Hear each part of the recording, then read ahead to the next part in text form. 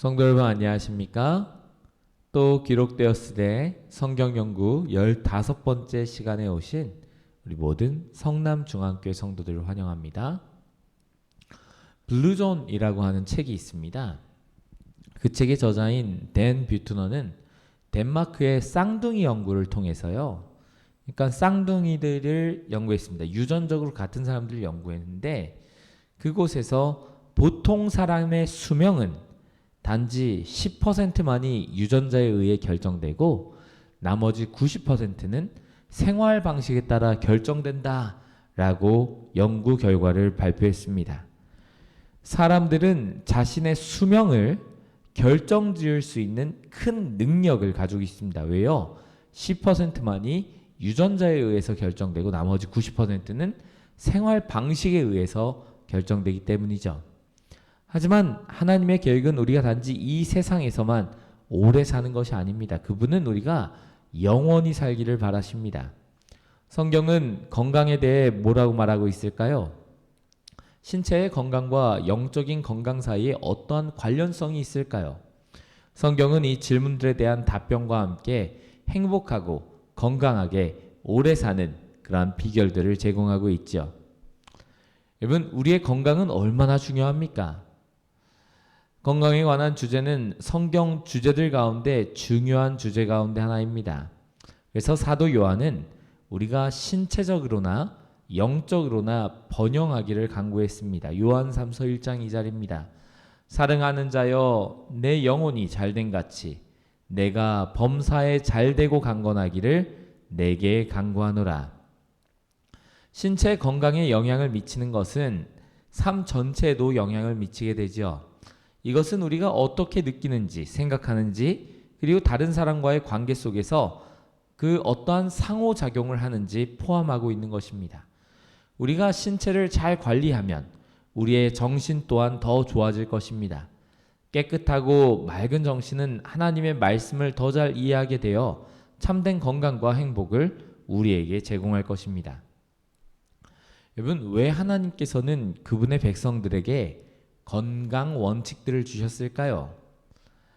하나님께서는 그분의 백성들을 질병으로부터 보호하고 불필요한 죽음으로부터 막기 위해서 건강 원칙들을 주셨습니다. 그래서 출애굽기에 내 하나님 여호와를 섬기라. 그리하면 여호와가 너희의 양식과 물에 복을 내리고 너희 중에서 병을 제하여 버리겠다라고 말씀하시죠.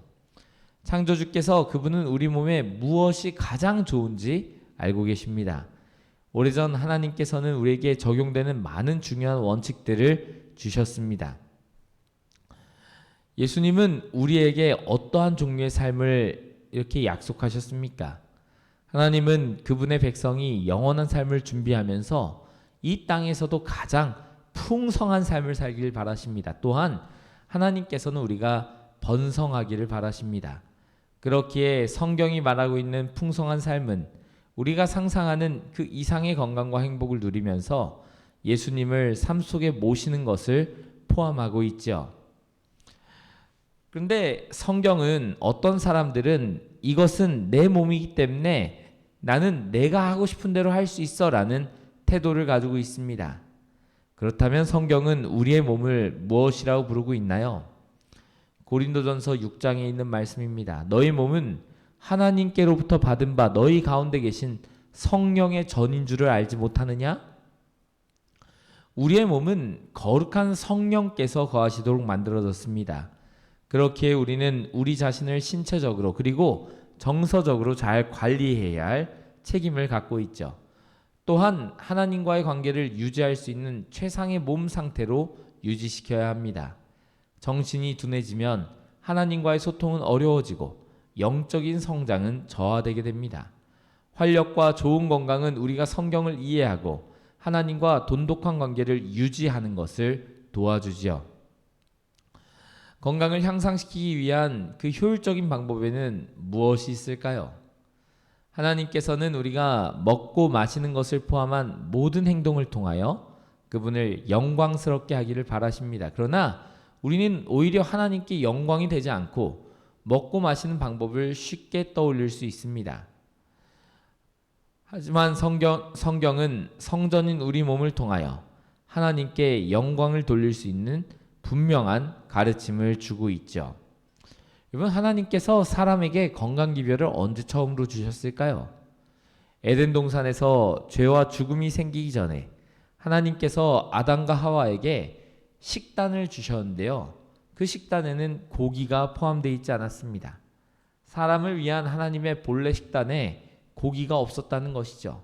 창조주 하나님의 건강한 식단을 따랐던 무드셀라는 969세를 살았다라고 창세기 5장은 기록하고 있습니다. 그렇다면 하나님께서는 언제 에덴의 식단이 이렇게 바뀌도록 수정하셨을까요?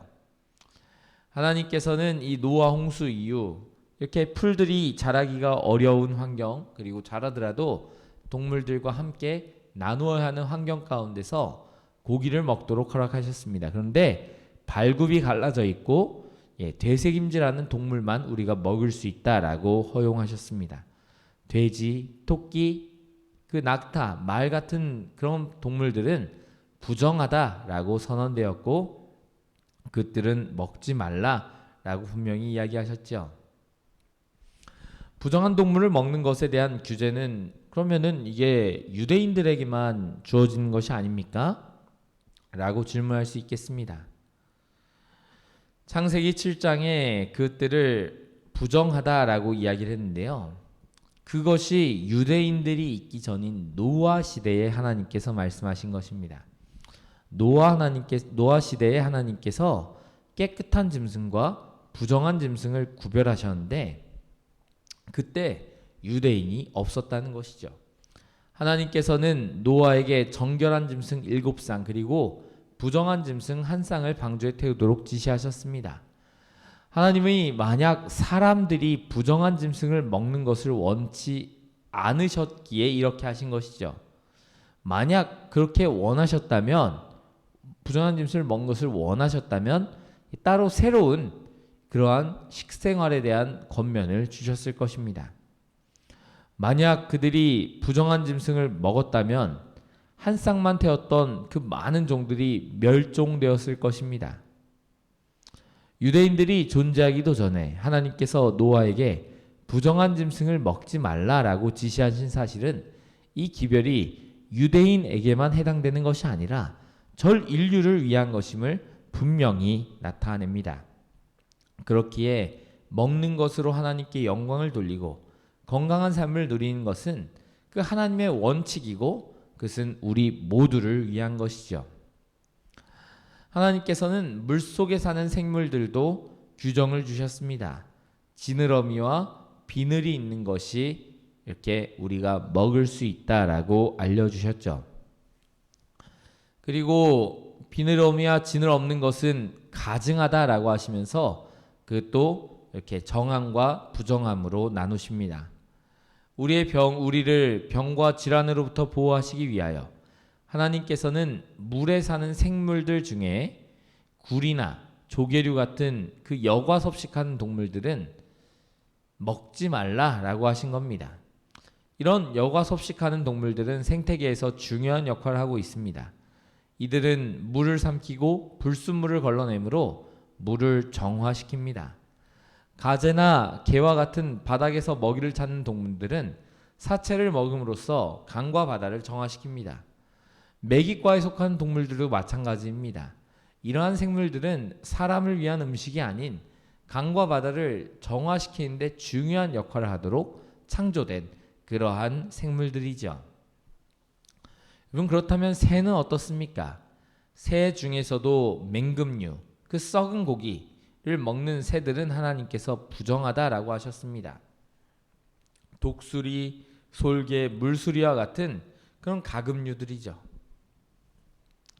그러나 닭이나 칠면조는 그 정결한 새다라고 이야기를 하십니다. 여러분, 하나님께서 어떠한 기준으로 부정한 새와 부정하지 않은 새를 나누셨을까요? 혹자는 잡식이다라고 하지만 성경에 나타나 있는 그 기준은 썩은 고기, 종물의 그 죽은 동물의 사체를 주식으로 먹는 새와 그렇지 않은 새를 나눈 것으로 보입니다. 여러분, 그렇다면 술은 어떻습니까? 술 마시는 것은 하나님께서 허락하셨나요? 성경은 독주는 떠들게 하는 것이고 이에 미혹된 자마다 지혜가 없다라고 이야기를 합니다. 성경은 분명하게 음주의 위험성에 대해서 이야기를 합니다. 얼마나 위험합니까? 그것은 뱀같이 문다, 독사같이 쏜다 라고 이야기를 합니다. 성경에 나오는 많은 사람들이 술을 마신 것은 사실이지만 성경은 단 한 번도 음주를 좋은 측면에서 묘사하고 있지 않습니다. 성경에 나오는 인물들이 중혼을 하고 노예를 부렸다는 사실이 오늘날 그와 같은 관행을 정당화하는 데 사용할 수 없는 것과 같이 성경에 나온 사람들이 술을 마셨다 해서 지금도 술을 마셔야 한다라고 주장할 수 없는 것이죠. 하나님께서는 사람들에게 이 포도송이에는 즙이 있으므로 그것들을 먹으라라고 이야기를 하십니다. 하나님께서 그분의 백성들에게 허락하신 포도주는 발효되지 않은 포도즙입니다. 어떤 사람들은 가나의 혼인잔치에서 예수님께서 물을 포도주로 바꾸신 일을 음주를 해도 된다라고 하는 근거로 삼지만 그 이야기 속에서 예수님께서는 포도즙이 아닌 술을 만드셨다라고 하는 이야기는 없습니다. 예수님이 성경 기자들에게 술을 반대하는 그 발언하도록 격려하시면서 혼인잔치에서 많은 술을 만드셨다? 이것은 모순이지요. 그렇다면 흡연이나 담배들은 어떨까요? 과학은 모든 담배 연기가 인간의 몸과 정신에 엄청난 해로움을 입힌다라고 주장하고 있습니다. 미국의 질병예방센터에 의하면 폐암의 90% 그리고 그 외에 다른 많은 질병의 원인이 흡연이다라고 합니다. 고의적으로 하나님이 거하시는 몸의 성전을 심각하게 훼손하는 것은 하나님께 영광을 돌린다라고 할 수 없는 것이죠. 사람에게 해를 끼치는 것은 그것을 생명에 해를 끼친 것을 살인이다라고 하는데 흡연이나 이것도 궁극적으로 사람을 죽음으로 몰고 가는 것입니다. 바울은 하늘 본향으로 향한 그 그리스도인의 여정을 이렇게 묘사하고 있습니다. 운동장에서 다른 박질하는 자들이 다 달릴지라도 오직 상을 받는 사람은 한 사람인 줄을 너희가 알지 못하느냐. 너희도 상을 받도록 이와 같이 다름질하라 라고 이야기를 합니다. 운동선수들은 언젠가 없어질 그러한 상을 위하여 썩을 승리자의 관을 얻고자 최선을 다해 훈련하고 준비하는 것처럼 그리스도인은 하나님께서 주시는 영생을 얻기 위해 가능한 모든 방법을 통해 준비해야 한다는 것입니다. 이 문제에 있어서 우리가 알아야 할 중요한 사실은 성경에서 포도주로 번역된 그리스어 원어는 발효되지 않은 포도즙과 술을 구분하여 사용하지 않는다는 것입니다. 여러분, 성경을 좀 아는 사람들은 베드로가 본 환상은 어떻습니까? 라고 질문합니다. 하나님께서 분명 베드로를 향해 부정한 동물을 먹으라 라고 말씀하지 않으셨나요? 라고 묻는 분들이 있습니다. 이 환상은 사도행전 10장에 나오는 이야기인데요. 이방인인 고넬료가 하나님의 지도에 따라 사람을 베드로에게 보내어 그의 집으로 초청하고 복음을 듣게 되었습니다. 이방인에 대한 편견으로 인해 베드로가 그 청에 응하지 않을 것을 하나님께서 아셨습니다. 그래서 하나님께서는 베드로에게 부정한 동물에 관한 환상을 주시면서 베드로야 일어나 잡아먹으라 라고 말씀하셨습니다. 그러자 베드로는 부정한 동물을 먹을 수 없다고 거절하게 되고 하나님께서는 하나님께서 깨끗하게 하신 것을 내가 속되다 하지 말라라고 말씀하십니다. 얼마 후에 베드로는 고넬료의 집에 모인 사람들에게 하나님께서 이와 같이 어떻게 깨우침을 주려 하셨는지에 대해서 정확하게 설명하고 있습니다. 이르되 유대인으로서 이방인과 교제하며 가까이 하는 것이 위법인 줄은 너희가 알거니와 하나님께서 내게 지시하사 아무도 속되다 하거나 깨끗하지 않다 하지 말라 하시기로 하나님께서 베드로에게 부정한 음식을 먹도록 그러한 짐승을 보여주신 것이 아니라 하나님께서 베드로에게 인종에 관한 편견을 갖지 말라고, 인종에 관계없이 모든 사람에게 복음을 전하라고 말씀하신 것이죠. 더욱이 예수님의 죽으심으로 인하여 부정한 동물이 정한 동물로 바뀌게 된 것이라면 베드로가 그 사건이 있기까지 그거를 모르고 있었다? 그것은 말도 안 되는 것입니다. 그렇다면 바울이 디모데에게 기도하면 모든 음식을 먹을 수 있다라고 말한 건 어떻습니까? 디모데전서 4장 4에서 5절입니다. 하나님께서 지으신 모든 것이 선함에 감사함으로 받으면 버릴 것이 없나니 하나님의 말씀과 기도로 거룩하여짐이라. 이것은 바울이 디모데에게 모든 살아있는 생물을 먹을 수 있다고 말하는 것이 아닙니다. 뱀, 쥐, 바퀴벌레 이제 먹어도 된다고 말하고 있는 것이 절대 아닙니다. 그 대신 바울은 좋은 음식은 하나님의 말씀과 기도로 거룩하여진다라고 말하고 있습니다. 바울은 디모데에게 아무 음식을 위하여 기도하면 그 음식을 먹을 수 있게 된다고 말하고 있는 것이 아니라 하나님의 관점에서 먹어도 되는 음식의 두 가지 중요한 점을 언급하고 있는 것입니다. 바로 기도와 하나님의 말씀인 것이죠. 어떤 동물이 사람에게 적합한 음식이 될 수 있을지 알려주는 그 하나님의 말씀은 바로 레위기 11장과 신명기 14장에 기록이 되어져 있습니다. 여러분, 그렇기 때문에 우리가 그것을 통해서 내가 어떠한 고기를 먹어야 하는가, 그렇지 않아야 하는가 알 수 있는 것이죠. 또 성경을 잘 아시는 분들은 바울이 디모데에게 그의 위장을 위하여 포도주를 마시라 라고 하지 않았습니까? 라고 한 것에 대한 질문을 할 것입니다.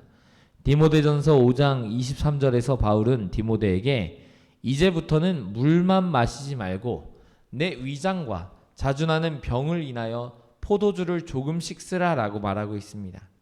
이 구절에서 바울이 디모데의 위장병을 낫게 하기 위하여 약간의 포도주를 사용하라고 말했다라는 것이 납득하기 어려워 보입니다. 하지만 바울은 젊은 제자에게 그의 위장병을 위하여 포도즙을 마시라 라고 권한 것은 충분히 납득할 수 있는 것처럼 보입니다. 왜요? 술을 마시면 속을 버리지만 그렇지 않은 것은 속을 버리지 않기 때문입니다.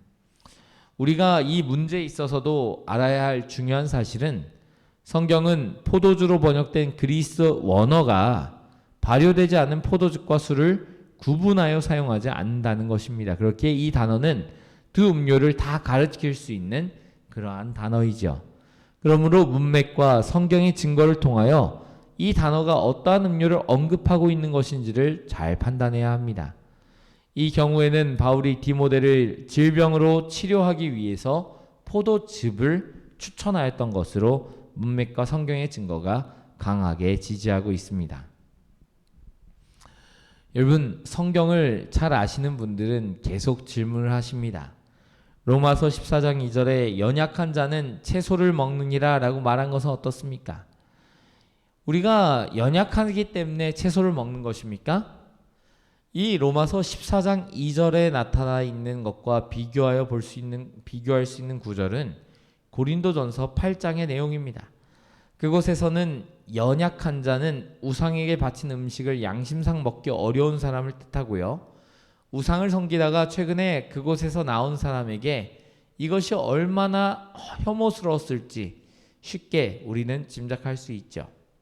그러면서 바울은 좀 더 성숙한 그리스도인의 경험을 가진 자들에게 우상은 세상에서 아무것도 아니며 또 한 하나님은 한 분밖에 없는 줄 아노라 라고 고린도전서 8장의 이야기를 하면서 바울은 모든 신자가 그와 같은 지식을 갖고 있지 않기에 이렇게 덧붙이고 있습니다. 8장 7절입니다. 고린도전서 8장 7절. 어떤 이들은 지금까지 우상에 대한 관습이 있어 우상의 제물로 알고 먹는 거로 그들의 양심이 악하여지고 더러워졌다. 그렇게 연약한 자들은 우상에게 바쳤던 음식을 먹지 않기로 선택하였다라는 그 배경을 알 수 있는 것이죠. 성경은 우리에게 어떠한 성경의 원칙을 통해 우리의 몸으로 하나님께 영광을 돌리는 것에 대한 중요성을 상기시키고 있습니까? 로마서 12장 1절이죠. 그러므로 형제들아 내가 하나님의 모든 자비하심으로 너희를 권하노니 너희 몸을 하나님이 기뻐하시는 거룩한 산 제사로 드리라. 이는 너희가 드릴 영적 예배니라. 구원은 오직 예수님을 믿음으로 얻는 것이기에 건강한 원칙을 지키는 것으로 구원을 얻지는 못하지만 예수님을 믿는 사람들은 가능한 한 모든 방법을 통해 그분을 영화롭게 섬겨야 할 것입니다. 우리가 그의 몸으로 하나님께 영광을 돌리며 순종할 때 그분은 우리 안에 거하시며 더욱 분명하게 우리와 소통하실 수 있게 되는 것이죠. 말 그대로 성령의 전이 되고 마는 것입니다. 이 원칙을 다니엘서에서 예로 찾아볼 수 있습니다. 10대에 포로로 잡혀온 다니엘은 왕의 노여움을 살 수 있음에도 그것을 알았음에도 불구하고 느부갓네살 왕이 내린 건강에 좋지 않은 음식을 거절하였습니다. 그의 충실함으로 하나님께서 축복하셔서 다니엘과 그 친구들은 바벨론의 지혜자들보다 10배나 더 지혜롭게 되었죠. 성실하게 몸을 지켜 하나님을 영화롭게 한 다니엘은 그 하나님의 축복을 받아 사람이 하나님께 받은 기별 중 가장 위대한 예언을 받게 되었습니다. 거룩한 성령을 통해 우리 하나님께서는 우리의 삶에 변화를 만들어낼 수 있는 힘을 주시고자 합니다. 그리고 하나님의 영광에 전적으로 헌신하는 삶을 살아가는 데 필요한 힘을 허락하십니다. 그렇기에 빌립보서는 내게 능력 주신 자 안에서 내가 모든 것을 할 수 있다 라고 말씀하고 있죠. 인간의 연약함으로 불가능해 보이는 것들이 하나님의 힘으로는 가능해진다는 겁니다. 하나님께서는 그분의 지도를 따라 건강한 삶을 살고자 하는 그 사람들에게 축복을 내려주실 것입니다. 우리 성남중학교 성도 여러분, 오늘은 더 건강한 삶의 비법에 관하여 살펴보았는데요. 우리의 삶을 하나님께 드리고 더 나은 신체적 그리고 영적 건강을 위하여 하나님께서 제시하고 있는 이 원칙들을 받아들이게 되시기를 간절히 바랍니다. 10%는 유전이고요. 90%는 생활 습관으로 우리의 수명이 결정된다 라고 하는 이 연구, 그리고 하나님께서 우리에게 알려주신 그 생활 습관들이 우리의 삶 가운데서 잘 실천되기를 간절히 바라면서 기도로 말씀 연구 마치도록 하겠습니다. 하나님, 우리 아버지, 오늘 건강한 삶의 비결을 우리가 함께 성경을 열고 연구하였습니다. 어떻게 하여야 성령께서 거하시는 우리 몸이 더욱더 건강한 몸이 될지 생각해보는 귀한 한 시간 될 수 있도록 도와주시옵소서. 우리와 함께 하신 감사드리며 예수님 이름으로 기도합니다. 아멘.